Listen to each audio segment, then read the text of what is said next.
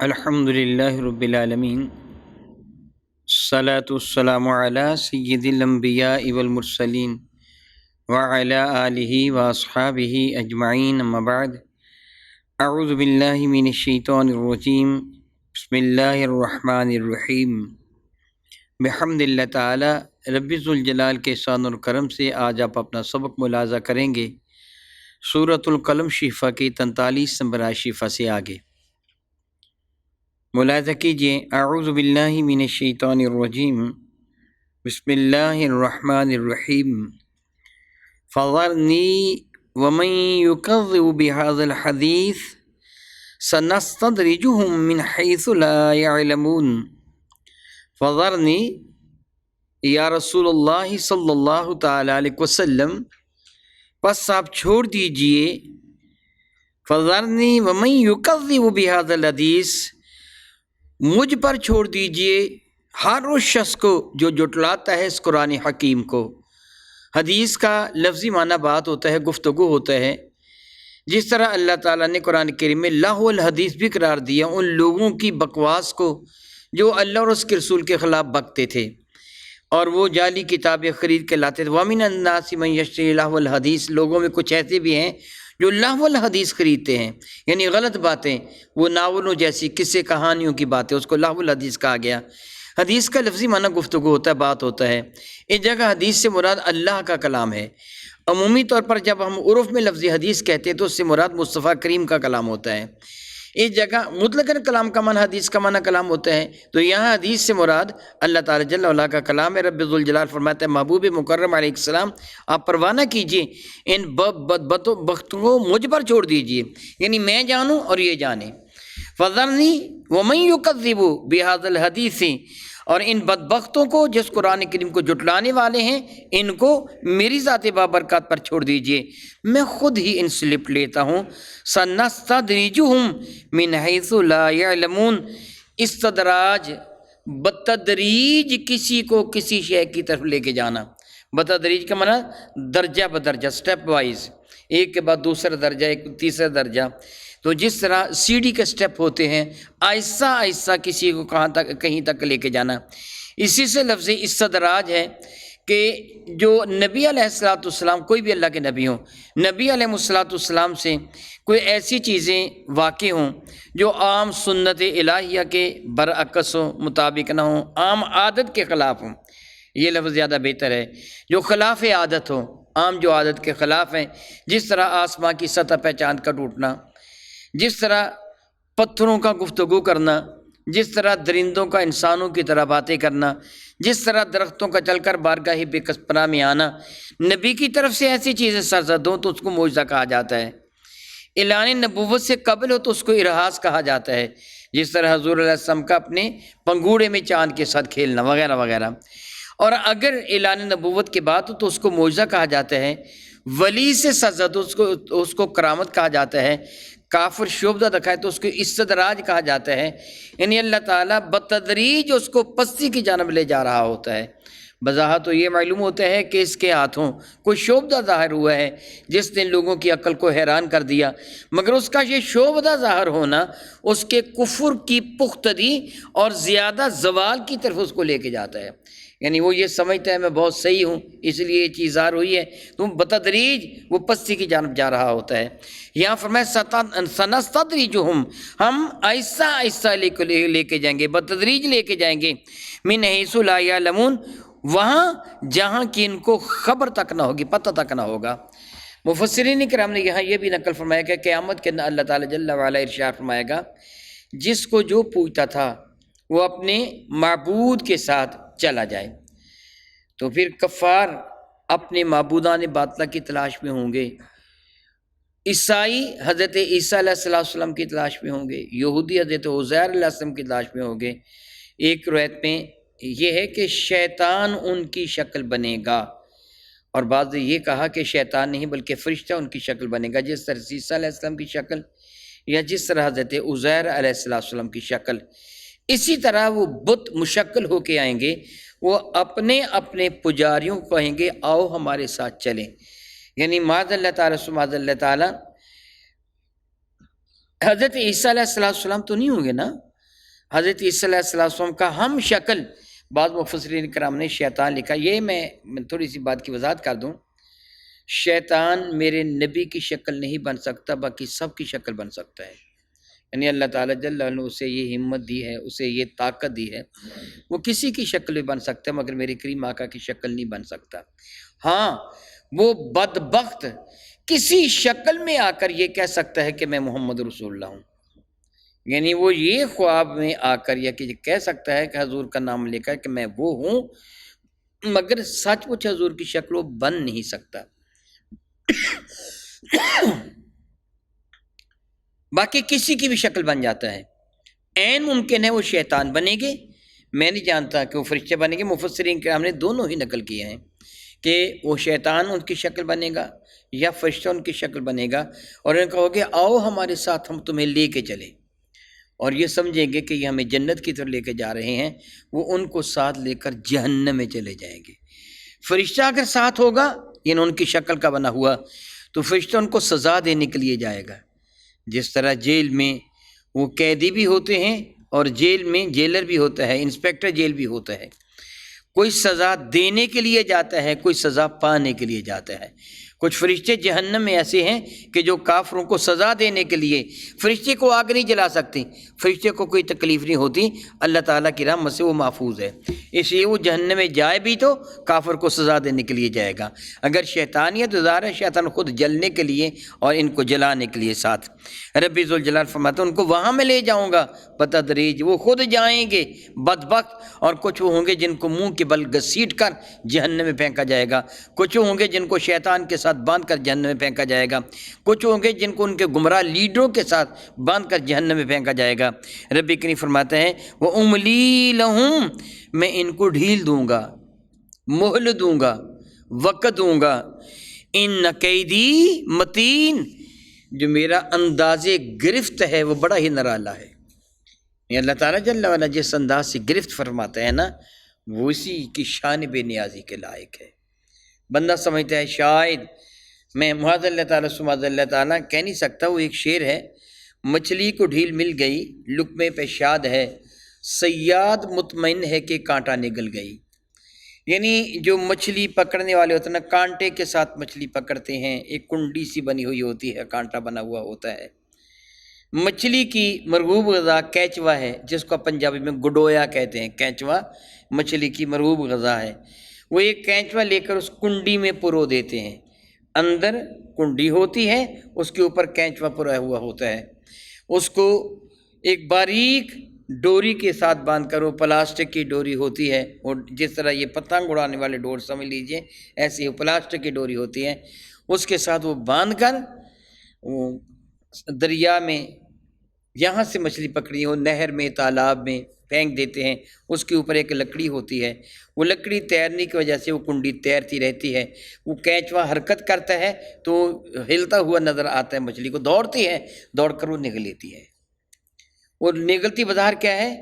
کینچوا، مگر وہ نگل کیا لیتی ہے؟ وہ کنڈی، وہ کانٹا نگل لیتی ہے. وہ سمجھتے ہیں مجھے ترن والا مل گیا. اور جب وہ کنڈی نگلتی ہے تو پھر شکاری ڈور کو مزید ڈھیلا کر دیتا ہے تاکہ اچھی طرح اس کے پیٹ میں چلی جائے. یہ نہ ہو کہ منہ میں ہو نکل جائے، اچھی طرح پیٹ میں نکل جائیں، چلی جائیں. جب وہ پیٹ میں چلی جاتی ہیں پھر بیچاری وہ بھاگ نہیں سکتی، پھر وہ باہر نہیں نکلتا بلکہ اس کو کنڈی پکڑ کے باہر لے آتی ہے. یہ مچھلی کو نہیں پتا کہ میرے ساتھ ہو کیا رہا ہے. میں معاذ اللہ تعالیٰ سماذ اللہ تعالیٰ نہیں مثال دے سکتا، اللہ تعالیٰ تو اللہ تعالیٰ ہے. یعنی پکڑنے والا بعض اوقات اس انداز سے پکڑتا ہے کہ جس کو پکڑا جا رہا ہوتا ہے اس کو پتہ نہیں چلتا کہ مجھے پکڑا جا رہا ہے.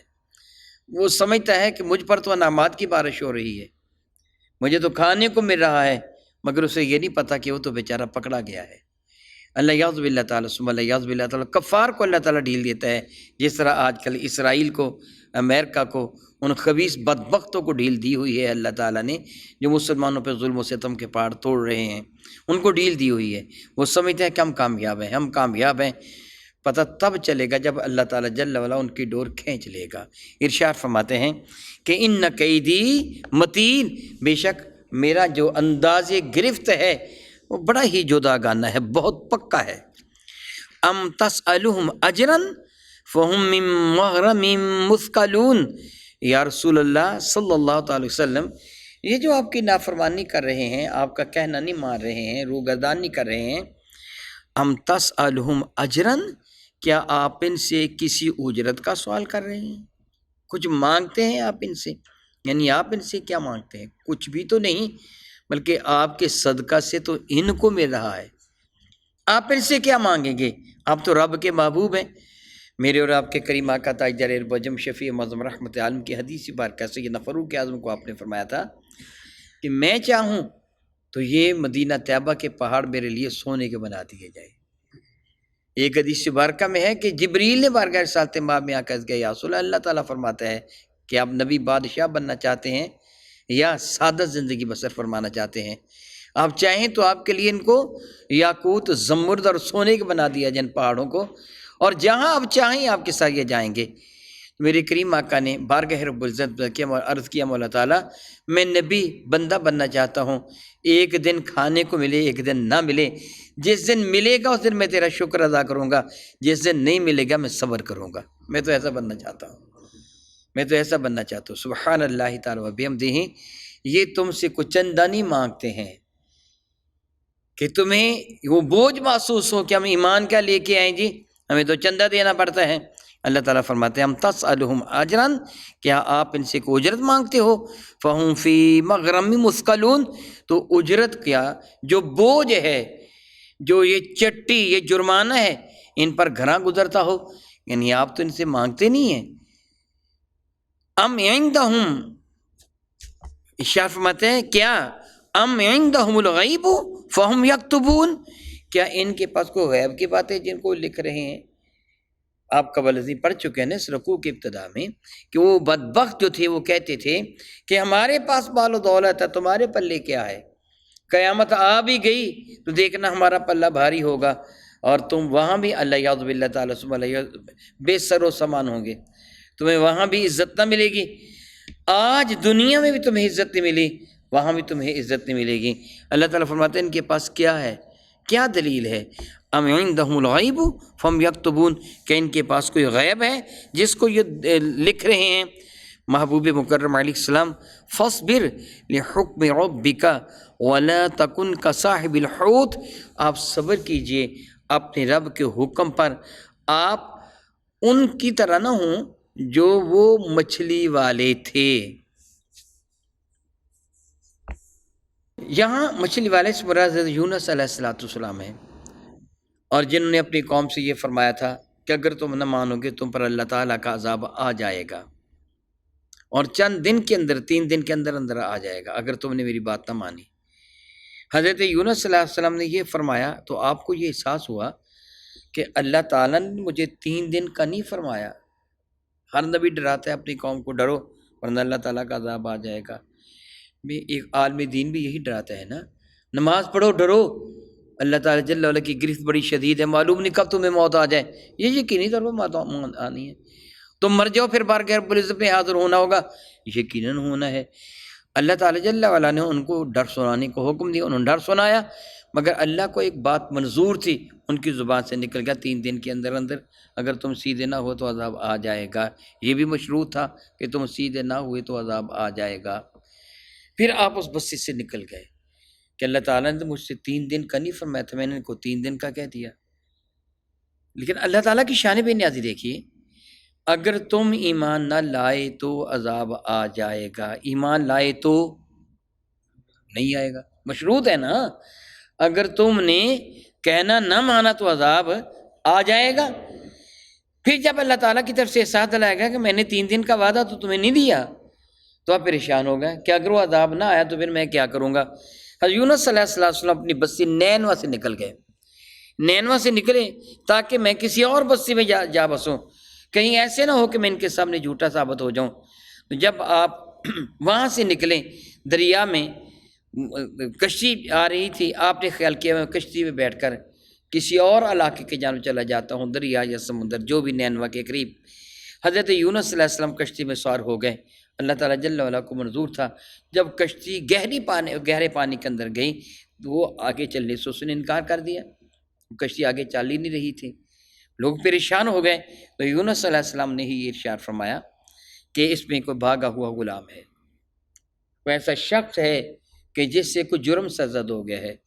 لوگوں نے یونس علیہ السلام کو دیکھا تو ان کی ظاہری شکل، صورت اور شباہ سے اتنے متاثر ہوئے تھے کہ آپ کو بغیر کرائے کہ انہوں نے کشتی میں سوار کر لیا تھا۔ جب یونس علیہ السلام نے ہی یہ فرمایا، کیونکہ ایسا شخص، تو سب لوگوں نے کہا بالکل آپ درست فرماتے ہیں، یقیناً کو کشتی میں ایسا ہے کہ جس کی وجہ سے کشتی آگے نہیں جا رہی، تو کہ آپ بتا سکتے ہیں کوئی ہے کون؟ فرمانے کو میں ہی تو ہوں۔ کشتی والوں نے کہا نہیں، آپ تو بڑی ہی برگزیدہ شخصیت ہیں، الحمدللہ تعالی چہرے سے نور عیاں ہے، آپ کی شخصیت متاثر کن ہے، آپ غلام نہیں ہیں، آپ تو آقا معلوم ہو رہے ہیں۔ غلاموں کی یہ حالت نہیں ہوتی، وہ غلاموں کے سر مڈے ہوئے ہوتے تھے، ان کی حالت غیر ہوتی تھی بیچاروں کی، تو آپ تو بڑے الحمدللہ تعالیٰ پر نور چہرے رکھنے والے ہیں۔ فرمانے کہ وہ میں ہی ہوں۔ کہنے کہ چلو زیادہ مرتبہ کہا تو قرآن دازی کر لو، قرآن دازی کی گئی تو قرآن آپ ہی کا نام نکلا۔ فرمانے کہ میں نے تم کو سچ کہا تھا، جب تک تم مجھ کو دریا میں نہیں پھینکو گے اس وقت تک تمہاری کشتی آگے نہیں جائے گی۔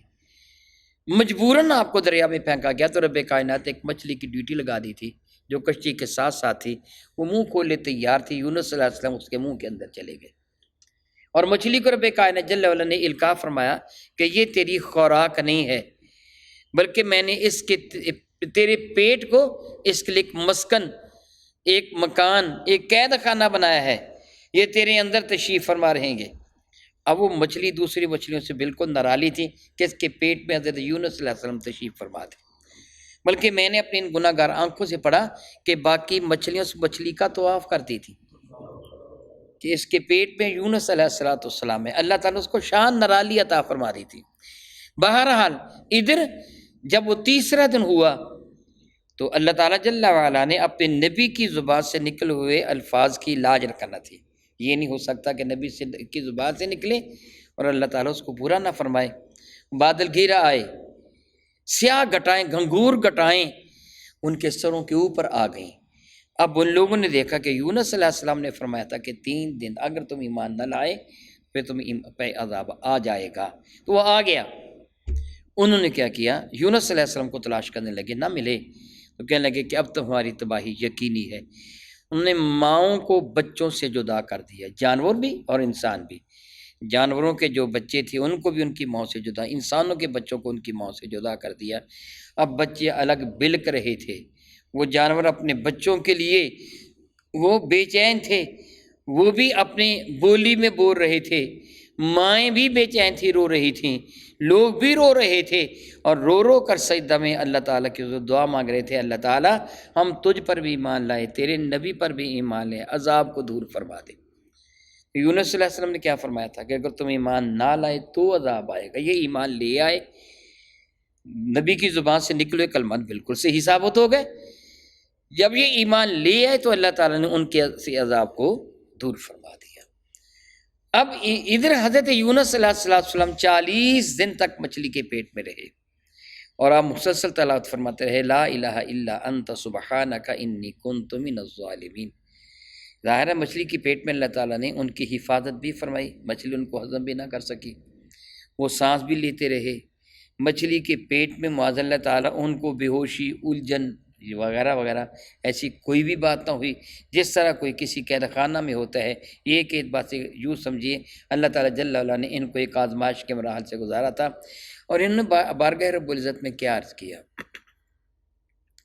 لا الہ الا انت سبحانک، کوئی بھی عبادت کے لائق نہیں سوائے تیرے اے میرے پروردگار، انت سبحانک، تیری ذات سبحان ہے، کوئی عیب، کوئی نقص تیری جانب منسوب نہیں کیا جا سکتا، ممکن ہی نہیں ہے۔ انی کنت من الظالمین، میں ہی حد سے بڑھ گیا تھا کہ میں نے وہ وعدہ دے دیا تھا، 1 مرتبہ نہیں، 2 مرتبہ نہیں، 40 روز و شب آپ یہی وظیفہ دہراتے رہے۔ میرے اور آپ کے کریم آقا حضور نبی محمد رحمت عالم کے ارشاد گرامی قدر ہے کہ میں ایک ایسی دعا کو جانتا ہوں کہ جو پڑھنے والا پڑھے تو کسی بھی مشکل میں کیوں نہ مبتلا ہو، اللہ تعالیٰ اس کی مشکل کو آسان فرما دے گا۔ پھر فرمائیں گے وہ وظیفہ میرے بھائی یونس علیہ السلام کی وہ دعا ہے جو آپ مچھلی کے پیٹ میں پڑھا کرتے تھے، یہی لا الہ الا انت سبحانک انی کنت من الظالمین، ہم اس کو آیا کریمہ کے نام سے جانتے ہیں ساری ہی آیات برکہ آیات کریمہ ہی ہیں، قرآن بھی کریم ہے، ساری آیتیں ہی کریم ہے، مگر اس کو ہم آیا کریمہ کے نام سے پہچانتے ہیں۔ چنانچہ 40 دن کے بعد حضرت یونس علیہ السلام کو مچھلی نے باہر اگل دیا، اور ادھر آپ کی قوم آپ کی متلاشی تھی، حضرت سیدنا یونس علیہ السلام کو انہوں نے پا لیا اور ان کو لے آئے۔ اللہ تعالیٰ جل وعلا نے ان کو پہلے سے کہیں بڑھ کر عزت عطا فرما دی۔ اب قوم نے اپنی آنکھوں سے دیکھ لیا تھا کہ نبی علیہ السلام نے جو فرمایا وہ حق فرمایا۔ اب میں ترجمہ عرض کر دیتا ہوں تاکہ وہ آپ کو آسانی کے ساتھ سب کچھ سمجھ آ جائے۔ رب کریم ارشاد فرماتے ہیں کہ اذ نادا وہو مکظوم، جب انہوں نے ہمیں پکارا اس حال میں کہ ان کا دل بڑا ہی بے چین تھا، غم زدہ تھا دل ان کا۔ کاظم، قزم تو غیظی، میں نے غصہ پی لیا، کاظم غصہ پینے والا، بڑا غم زدہ۔ وَهُوَ مکظوم، وہ بڑے ہی غم زدہ تھے۔ لولا ان تدارکہ نعمت من ربہ، اگر ان کو ان کے رب کی نعمت نہ میسر آتی تو لنبذ بالعراء، تو وہ پھینک دیے گئے تھے ایک ننگے میدان میں۔ وَهُوَ مذموم، اس حال میں کہ ان کی حالت بڑی غیر تھی، مچھلی کے پیٹ میں اتنا عرصہ تک رہتے ہوئے ان کا سارا جسم اس طرح بن گیا تھا جس طرح نوزائیدہ بچہ ہوتا ہے، نوزائیدہ بچے کی طرح ان کا جسم انور ہو گیا تھا۔ اللہ تعالیٰ نے کہتے ہیں کہ ان پر کدو کی بیل کو اگا دیا تھا۔ اللہ کے نبی مکھی کے بیٹھنے سے محفوظ ہیں، میرے نبی پہ مکھی نہیں بیٹھا کرتی تھی، کدو کی بیل پر بھی مکھی نہیں بیٹھتی ہے، کہتے ہیں کہ کدو کی بیل پر بھی مکھی نہیں بیٹھتی۔ کدو کا اللہ تعالیٰ جل ان پر یقطین، اس پر آپ پر سایہ کر دیا، اور کہتے ہیں کہ کوئی ہرنی آپ کی خدمت میں حاضر ہو کر دودھ پلاتی تھی۔ بہرحال رب کریم فرماتا ہے فجتباہ ربہ، تو ان کو چن لیا ان کے پروردگار نے عزتوں کے لیے، عظمتوں کے لیے، یعنی آپ کی قوم نے آپ کو تلاش کر لیا، آپ کو پا لیا، اور پھر آپ کی قوم آپ کو ساتھ لے کر بڑی عزت کے ساتھ واپس لے کے گئی۔ وہ تو اتنے دن تک تلاش کرتے رہے تھے، اللہ تعالیٰ نے ان کی عزت میں نقصی آنے دیا بلکہ مزید عزت عطا فرما دی۔ فَجَعَلَهُ مِنَ الصَّالِحِينَ، اور ہم نے ان کو نہایت ہی صالح ترین بندوں میں شامل فرما لیا۔ وَإِن يَكَادُ الَّذِينَ كَفَرُوا، بے شک کافروں نے یہ پروگرام بنایا، یہ ارادہ کیا، لَيُزْلِقُونَكَ بِأَبْصَارِهِمْ، تاکہ وہ گرا دیں آپ کو اپنی تیز نگاہی کی وجہ سے۔ قبیلہ بنو اسد کے کچھ لوگ تھے کہ جو بد نظری میں بہت زیادہ مشہور تھے، اتنے زیادہ کہ اگر وہ کسی کو نظر بھر کر دیکھ لیتے تو وہیں گر جاتا۔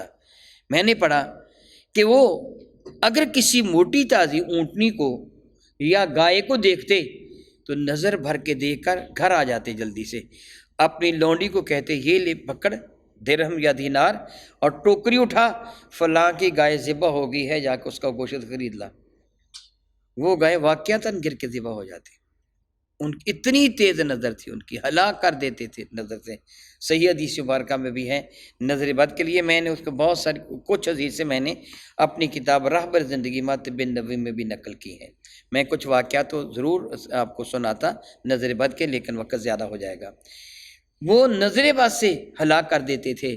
کچھ کافروں نے ان لوگوں کو کہا کہ تم، اور جب وہ بھوکے ہوتے تو نظر بد بہت زیادہ اثر کرتے، ان کو کہا کہ ہم اتنی رقم تمہیں دیتے ہیں، تم ایسے کرو رسول رحمت کو نظر بد لگا دو۔ اور وہ 3 دن تک بھوکے رہ کر وہ میرے کریم کی خدمت میں آیا، نظر بھر بھر کر دیکھنے لگے نظر بد لگانے کے لیے، مگر وہ بدبخت کامیاب ہوئے نہیں۔ نظر بد شیطان سے ہوتی، شیطان کی کیا ضرورت ہے میرے آقا کا مقابلہ کرے۔ میرے نبی تو اپنے غلام، اپنے نوکر، اپنے خادم، اپنے جوتے سیدھے کرنے والے فاروق اعظم کو دیکھ کے فرماتے تھے عمر مجھے اس اللہ کی قسم جس کے قبضہ قدرت میں میری جان ہے، جس راہ سے تو آتا ہے شیطان وہ راہ ہی چھوڑ جایا کرتا ہے۔ تو ان کے تو غلاموں سے شیطان بھاگتا ہے، کیا جرأت ہی شیطان کی میرے نبی کو نقصان پہنچاتا۔ وہ ذلیل ہوئے۔ رب کریم فرماتے ہیں کہ انہوں کا یہ تھا کہ گویا آپ کو وہ کھا جائیں گے اپنی نگاہوں سے، لما سمعوا الذکر، جب انہوں نے قرآن کریم کو سنا، وَيَقُولُونَ، وہ یہ کہتے تھے، إِنَّهُ لَمَجْنُونَ، معاذ اللہ یہ تو مجنون ہے، اللہ یعوذ باللہ تعالیٰ۔ اللہ فرماتا ہے وَمَا هُوَ إِلَّا ذِكْرٌ لِّلْعَالَمِينَ، یہ قرآن نہیں ہے مگر پوری کائنات کے لیے ایک نصیحت کی کتاب۔ سبحان اللہ تعالیٰ وبحمدہ، الحمدللہ ثم الحمدللہ تعالیٰ۔ سورۃ القلم کا ترجمہ مکمل ہوا۔ اللہ تعالیٰ میرے نبی کے صدقہ سے ہمیں قرآن کریم صحیح طریقے سے سمجھنے اور اس پر عمل کی توفیق عطا فرمائے، آمین ثم آمین۔ او کما قال اللہ تبارک و تعالی، واللہ تعالی اعلم باسرار کتابہ۔